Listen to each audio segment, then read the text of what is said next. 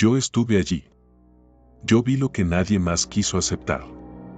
Y desde aquella noche, mi vida nunca volvió a ser la misma. Si estás escuchando esto, te advierto que lo que voy a contar no es fácil de asimilar. No es una historia inventada para asustar ni un relato de ficción. Es una confesión. La mía. Y aunque muchas veces he intentado convencerme de que todo lo que viví en aquel hospital fue producto del cansancio, de las largas jornadas y de la mente jugándome malas pasadas, en el fondo sé que no fue así. Soy enfermero. Llevo años trabajando en hospitales, turnos de día, de noche, emergencias, pediatría, cuidados intensivos. Nada me sorprende ya cuando se trata de pacientes, sufrimiento o incluso la muerte. Pero lo que viví en ese hospital en particular no tiene explicación médica. Y necesito contarlo. No tanto porque crea que alguien pueda ayudarme, sino porque siento que, si no lo saco de dentro, esa cosa, ese recuerdo, terminará por consumir lo que queda de mí. Todo comenzó en una guardia nocturna. Para muchos, la noche en un hospital es más tranquila, menos visitas, menos movimiento, menos ruido. Pero para quienes hemos trabajado en ella, sabemos que no hay nada más inquietante que esos pasillos iluminados por luces frías, casi moribundas, y el eco de pasos que no siempre sabes si son tuyos o de alguien más. Esa noche, como de costumbre, hice mi ronda. Revisé pacientes, ajusté medicación, anoté en las planillas. Aparentemente, todo estaba en orden. Pero el ambiente era distinto. El aire estaba más pesado de lo normal, como si faltara oxígeno. Y cada vez que caminaba por el pasillo principal, tenía esa sensación incómoda de que alguien me observaba desde alguna puerta entreabierta. Intenté ignorarlo. Después de todo, el cansancio suele jugarnos malas pasadas. Dentro, la habitación no estaba vacía. Había varias camas, no una. Y en cada cama yacía alguien. Me acerqué con terror y reconocí los rostros. Pacientes que habían muerto allí años atrás. Todos con la misma expresión, la misma sonrisa imposible, todos con la mirada fija en mí. Y entre ellos, en el centro, estaba Clara. De pie. Esperándome. No tienes que luchar más, dijo con voz dulce. Ya estás con nosotros. Intenté retroceder, pero las camas se movieron, bloqueando la salida. Los cuerpos comenzaron a incorporarse lentamente, cada uno emitiendo un crujido de huesos quebrándose. Se levantaron y caminaron hacia mí, rodeándome. Clara avanzó la primera, extendiendo su mano fría hacia mi pecho. Al tocarme, sentí que algo se desprendía de mí. No era mi piel, no era mi carne, era algo más profundo. Como si arrancara pedazos de mi alma.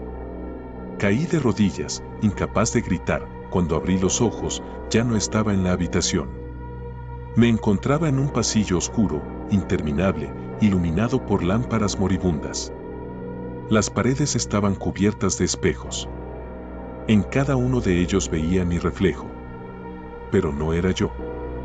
Era un paciente diferente, uno atado a una camilla, otro con máscara de oxígeno, otro cubierto por una sábana blanca.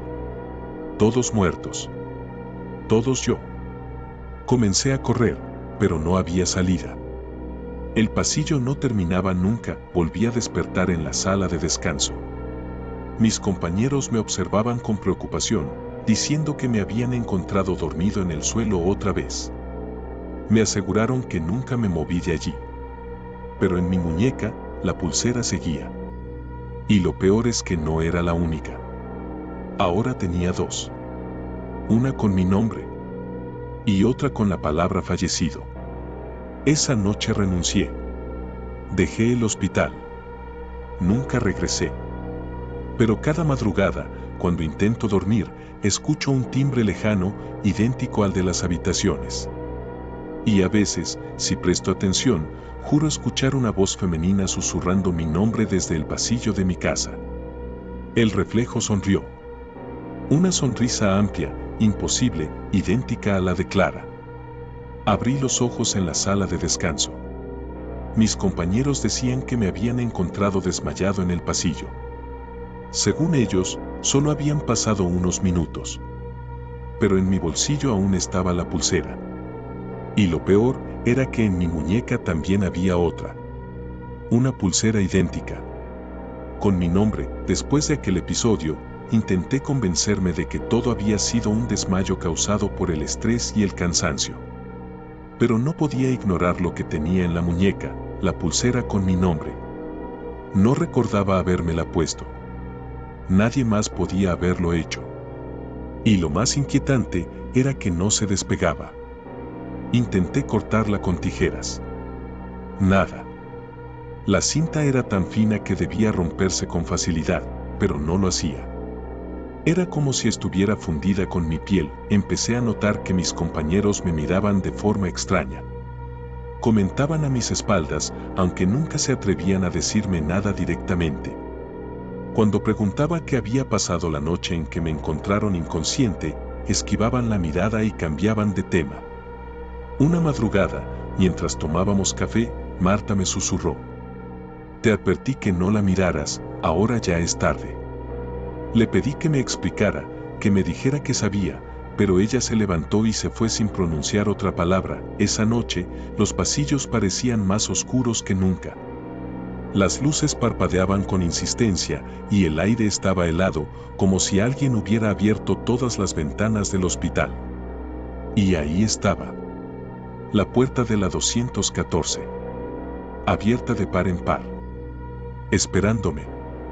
Podría haber corrido en dirección contraria, pero mis pies se movieron solos. Cada paso era más pesado que el anterior, como si me hundiera en un pantano invisible. Hasta que crucé el umbral. Fue entonces cuando la escuché. Una voz femenina, suave, apenas un murmullo. «Sabía que volverías». Me giré en seco. No había nadie. «Clara», murmuré, sin darme cuenta. El murmullo se transformó en un suspiro, un lamento prolongado que me heló la sangre. Venía de la cama, la sábana se hundió lentamente, como si alguien invisible se sentara en el borde. Me quedé paralizado, incapaz de mover un músculo.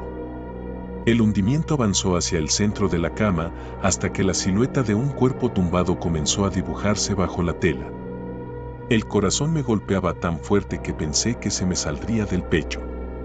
La sábana se deslizó hacia abajo, revelando un rostro. Era ella. Clara. Su piel grisácea, los ojos vacíos, y esa sonrisa imposible, más amplia de lo que un rostro humano podría soportar. «Ahora, ya eres mío». De pronto, la luz parpadeó y todo quedó a oscuras. El hospital entero se sumió en un silencio absoluto, interrumpido solo por mi respiración entrecortada. Y entonces sentí una mano fría posarse sobre la mía. No era una ilusión. No era mi imaginación. La sentí, huesuda, helada, aferrándome con fuerza. Intenté soltarme, pero era imposible. Corrí. No sé cómo logré arrancarme de esa presión, pero lo hice. Me lancé hacia el pasillo, buscando la salida, cualquier salida. Pero los números de las habitaciones estaban alterados. 212, 213, 214, 214, 214. Era como un bucle interminable. Cuanto más corría, más veces aparecía la misma puerta a mi lado. Y detrás de cada ventanilla, la misma figura. Clara. De pie, sonriendo, golpeando suavemente el vidrio con los nudillos, tropecé y caí al suelo.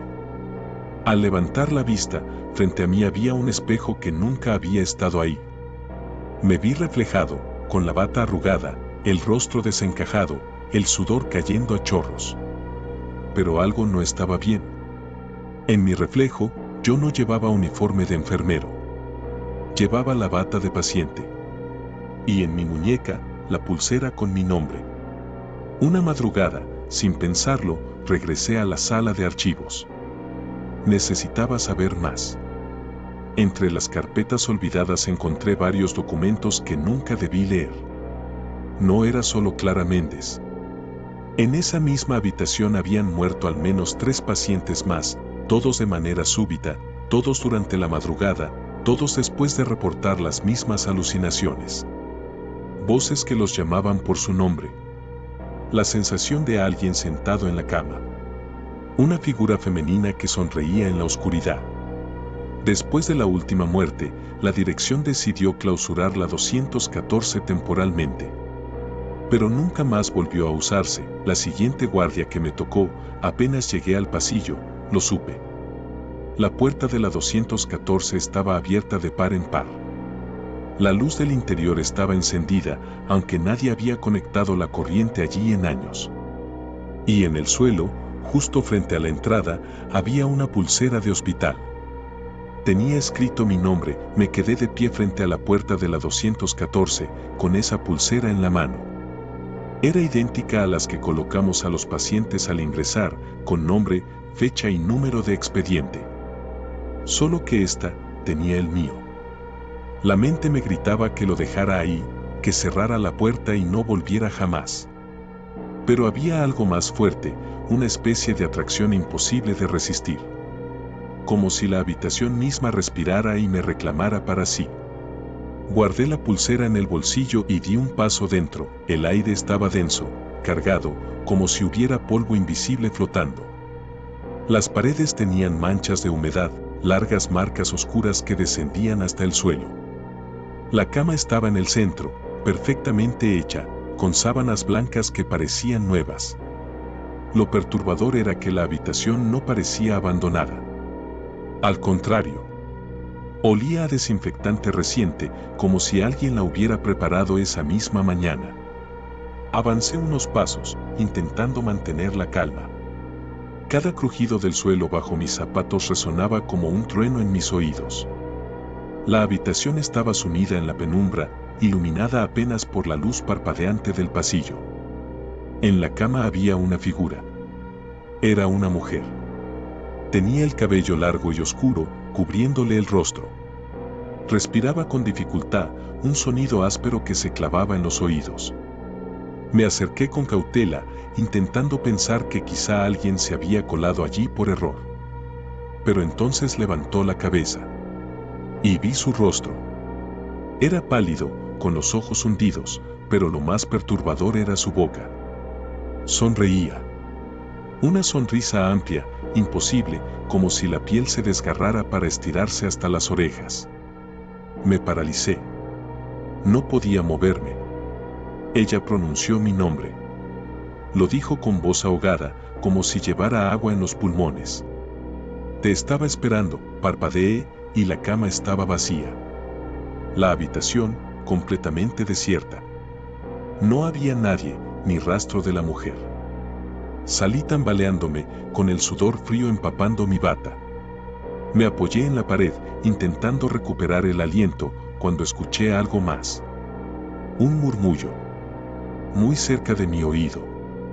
Como si alguien estuviera de pie justo detrás de mí. No te vayas. Giré de golpe, pero el pasillo estaba vacío. Desde esa noche, cometí el error de no hablar con nadie. No lo conté a mis superiores, ni a mis compañeros, ni siquiera a Marta. Tenía miedo de que pensaran que estaba perdiendo la cabeza. Pero la verdad es que cada vez estaba más atrapado. Las rondas se convirtieron en un tormento. Comencé a evitar ese pasillo, aunque era imposible no pasar por allí en algún momento. Y cada vez que lo hacía, sentía que la puerta de la 214 se abría apenas unos centímetros, como si me invitara a entrar de nuevo. Una de las auxiliares más antiguas, Marta, me sorprendió una madrugada mientras miraba demasiado fijamente la puerta de la 214. Se me acercó y, sin rodeos, me dijo en voz baja: «No la mires». Me quedé helado. «¿Qué cosa?», pregunté. Ella apretó los labios y negó con la cabeza. «La habitación. No la mires. Haz tu trabajo y sigue. Créeme, es lo mejor». Quise insistir, pero se alejó sin decir más. Aquello no hizo sino aumentar mi obsesión. Si Marta, con más de 20 años en ese hospital, evitaba siquiera hablar del tema, entonces había algo real allí. Una de las auxiliares más antiguas, Marta, me sorprendió una madrugada mientras miraba demasiado fijamente la puerta de la 214. Se me acercó y, sin rodeos, me dijo en voz baja: «No la mires». Me quedé helado. «¿Qué cosa?», pregunté. Ella apretó los labios y negó con la cabeza. «La habitación. No la mires. Haz tu trabajo y sigue. Créeme, es lo mejor». Quise insistir, pero se alejó sin decir más. Aquello no hizo sino aumentar mi obsesión. Si Marta, con más de 20 años en ese hospital, evitaba siquiera hablar del tema, entonces había algo real allí. Otra noche, mientras hacía ronda, escuché pasos detrás de mí.